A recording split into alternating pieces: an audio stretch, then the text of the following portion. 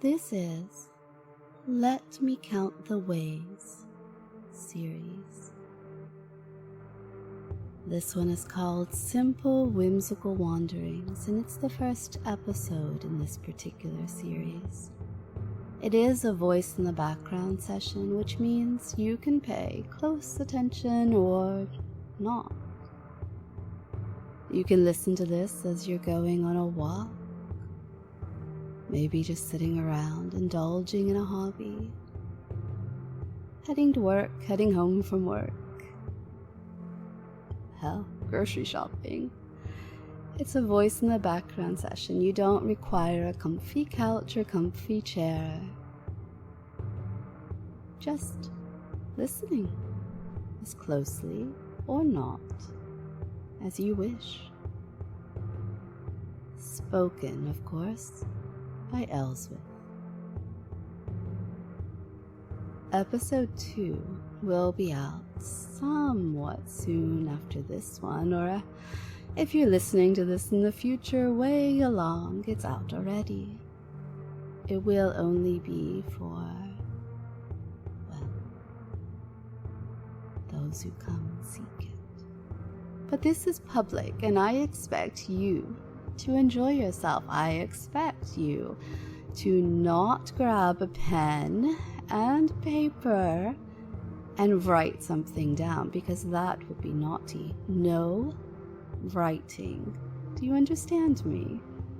And now you're wondering why you would want to write something down, but I promise to you, as this goes along, you'll figure it out. Repeat after me. No writing. Good. I truly believe that one can enter into hypnosis, that dreamy, hazy state, in a variety of ways. You can do it by listening to me, maybe by listening to your favorite song, certain beats of a drum, or even a daydream.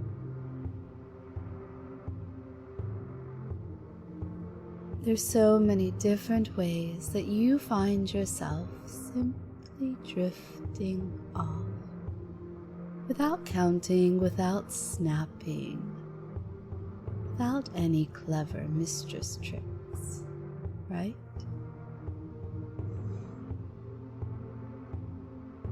Daisy, onyx, mouse, lace, strand.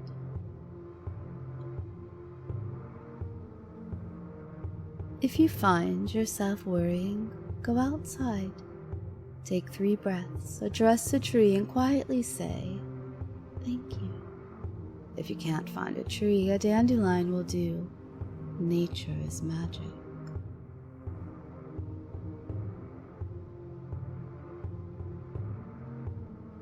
So what about using touch?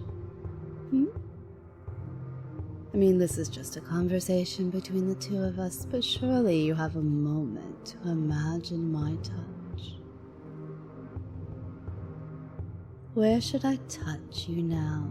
Oh, behave. Not there. Not yet. Let's start with my hands on the front of your body. These hands placed, palms against your chest, my thumbs touching,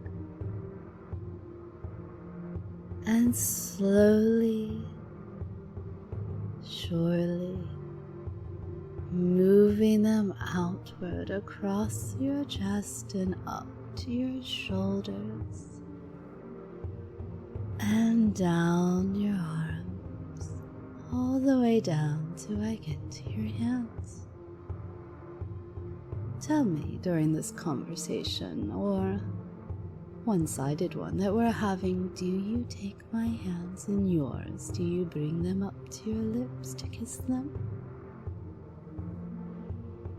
Interesting.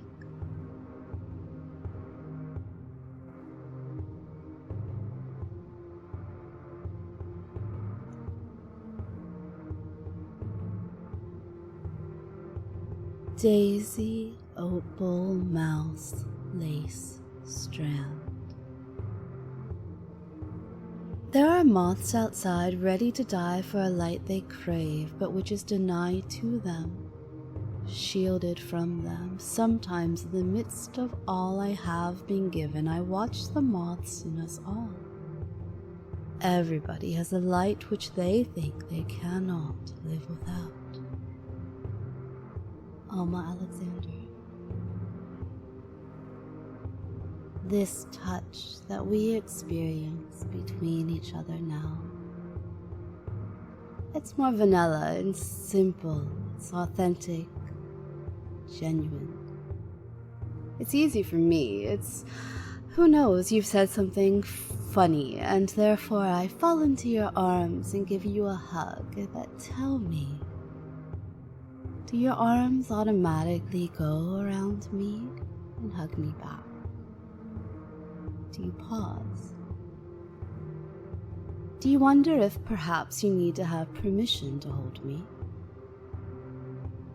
For those that don't, for those that decide that they just automatically return the hug, are you gentle? Do you treat me like I'm delicate? Maybe even a polite hug, a formal hug? Or do you go all in? Is it a bear hug, held longer than what most people consider to be the appropriate length? Do you instinctively bend your head forward, your nose going to my hair, and breathe it in? Which type are you? I also wonder when it comes to hypnosis, when we've not counted down, no clicks, nothing, no relaxing beach. Is the music just enough? A steady beat? A familiar note? I wonder if you ever fall into hypnosis, or daydreaming or trance simply because it's something that by now has become very, very familiar to your subconscious. Do you wonder? Do you imagine us together somewhere simple and me tricking you by turning on some music? Do you wonder if maybe one day I'll say, set an alarm for, I don't know, 2:30 in the afternoon? That's a pretty mundane time, isn't it? And make sure that the music that's played is perhaps Fireside, or one of the other background musics that you hear so often as I speak. Or maybe it's simply the drums and not the full music.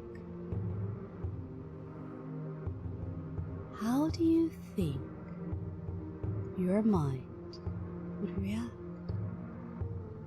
Are you curious, or are you terrified, or hey, maybe you're indifferent? I don't think you're indifferent.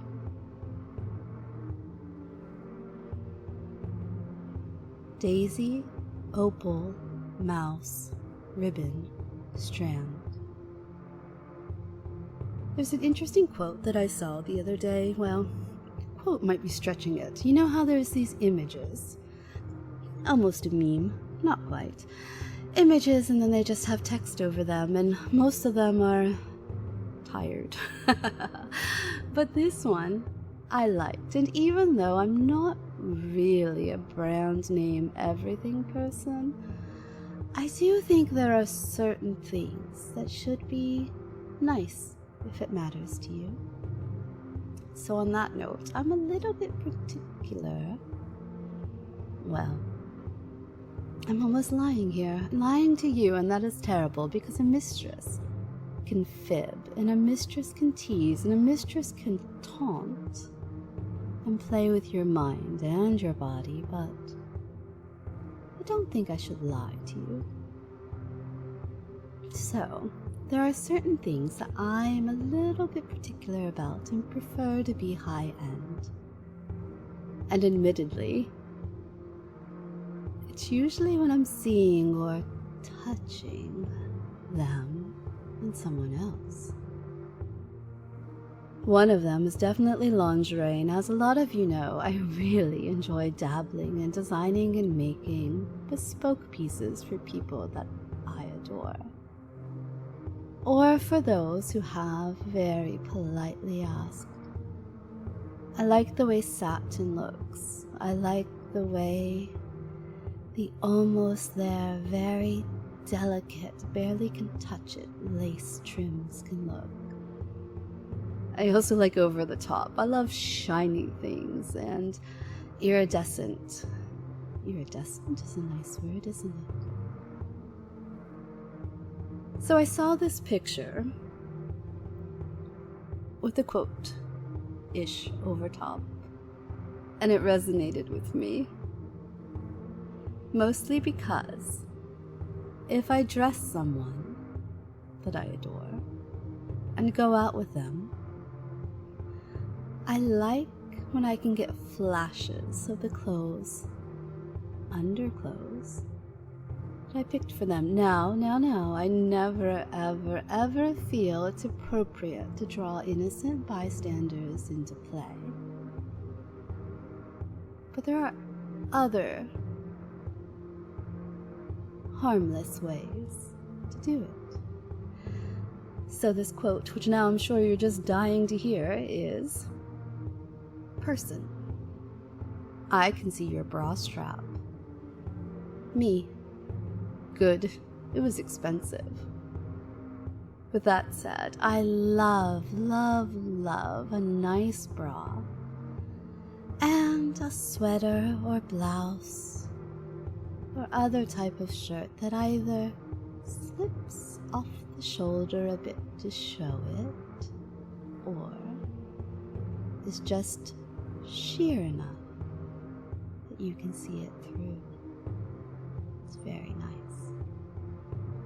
So while I don't think the average person necessarily wants to show off for the world, I love when someone decides to show off for me. So this touch, this other form of touch that's been in my mind, is basically me sitting, perhaps even where I am now. Although, you'd have to be little or limber to be under my desk, as most of you have seen it. It isn't the biggest thing in the world, now is it? Or maybe instead we're at a party with full of other understanding people like us. I think some of you would like that even more, and so I'm sitting and have been for a while, either working at the desk, maybe reading, maybe adding tiny little buttons to a very special outfit. And you're kneeling, silent for who knows how long. Your head is resting between my feet. Now, I know that resonates with quite a few of you, but for my other, gentler souls, I don't think having your forehead on the floor between my feet really works for you. I think instead, your head would likely be turned to the side with your cheek pressed against the top of my feet. Maybe your arms are in front of you. Maybe they're clasped around my feet, practically hugging my ankles. Close, centered, safe, because I do keep you safe. I take care of you, don't I? I give you a place to be that centers you, where you can find yourself, where you can be yourself. I give you acceptance. I give some of you purpose. Others don't need it. You already have someone you're serving, or perhaps simply making yourself better in order to be able to serve. Or maybe you don't want to serve at all. You don't want a purpose at all. This is only hedonistic pleasure. And that's fine as well. I do think you deserve to feel good, and I like that I'm the one doing it. Because if I'm the one giving you pleasure, well, you know what the other half of that coin is. That other side, don't you? So I'm wondering now, with the method, this third method that we're exploring for falling into trance, into hypnosis, is it simply hearing me speak? Is it the cadence, the accent, the volume? If we met on a city corner and I ask you for directions on how to find, who knows, the nearest pub or National Gallery, and we talked back and forth about going down this street and then that, and then looking for this landmark and over that way, how long will we need to speak before you felt yourself drop even a little bit, or maybe a lot? Would I see you blush? Would the eye contact that you might have been so easily making, would it break and you look down?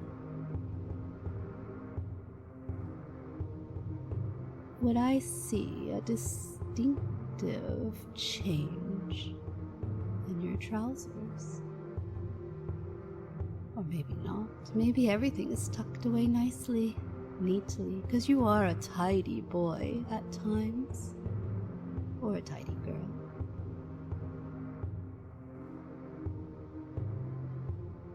Dandelion, opal, moth, ribbon, strand. True power does not need arrogance, a long beard, and a barking voice.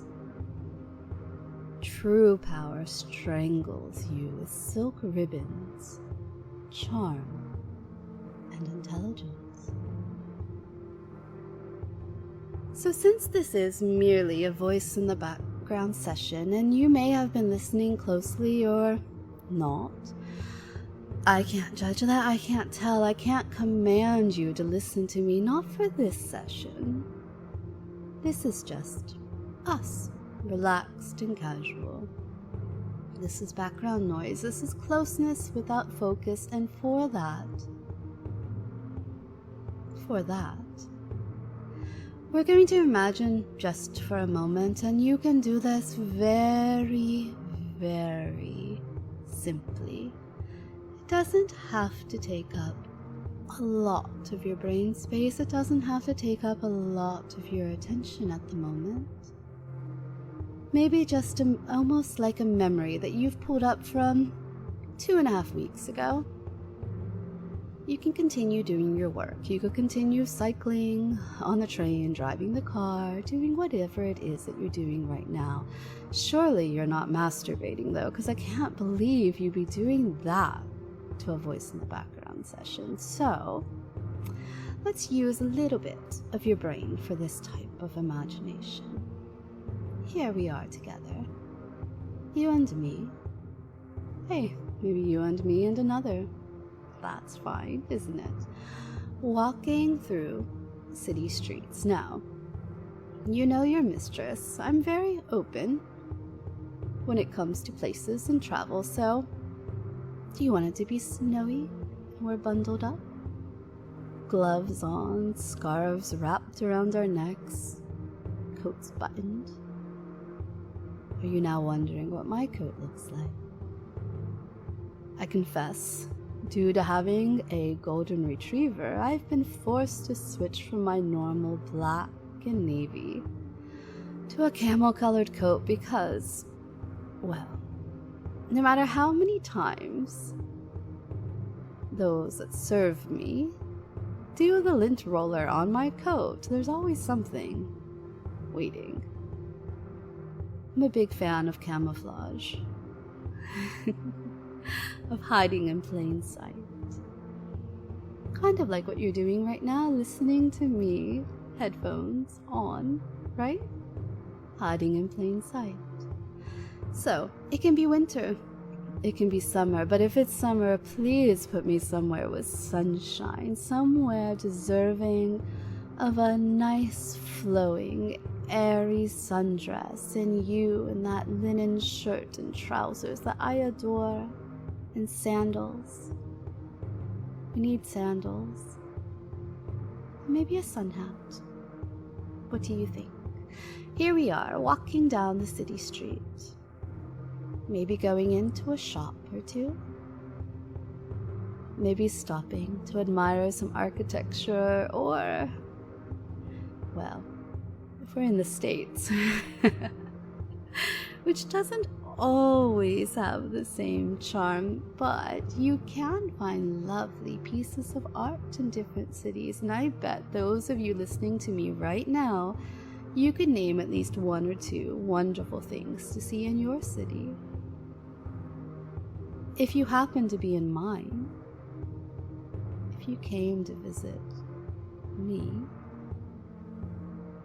well, we would end up on a trail, and I would show you my favorite tree. And for those of you who do Eunoia, you'd likely recognize the spot, and you would even recognize some other places I take you, because I use my favorite places all the time in these sessions.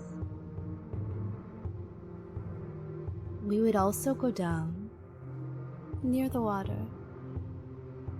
where there are beautiful buildings to be seen, pieces of art, and swans. But it's not going to be summer in my daydream, no. In this version of my imagination, of your visit to me, of me showing you the place that I live and love,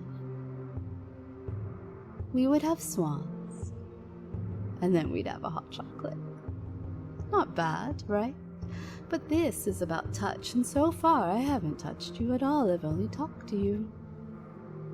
The touch that you would experience would be me every so often, whether in the shop or the trail or walking the city streets, of grabbing your wrist and tugging you along. So while our words and our demeanor to many people come across as plain old vanilla, I don't think anyone would notice perhaps that we never hold hands. And whenever one of us, me, touches the other, you, it's always my hand around your wrist.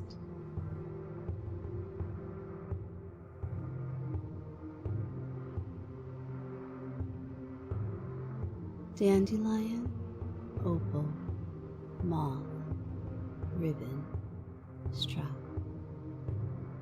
In precious opals, there might be a dash of red here, a seductive swirl of blue there, and in the center, perhaps a flirtatious glance of green, but each stone flickers with unique fire, and a good opal is one with an opinion of its own.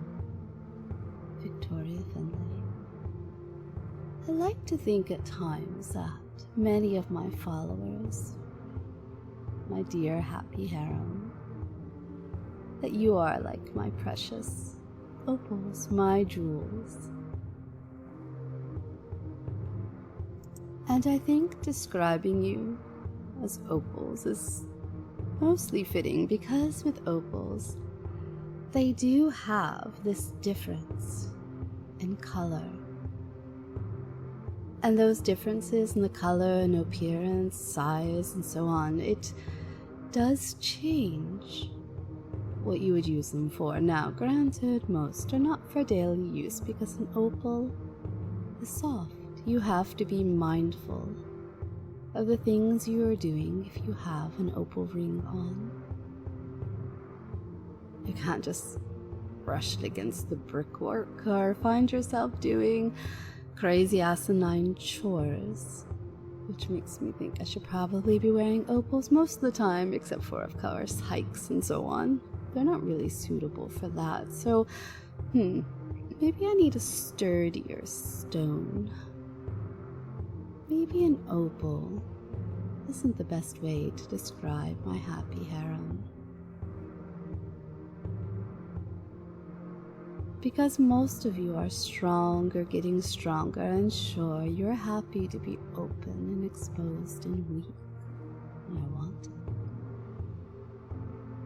Or if you need to be, because you know I accept that, I take that in, and I make you better because I deserve best.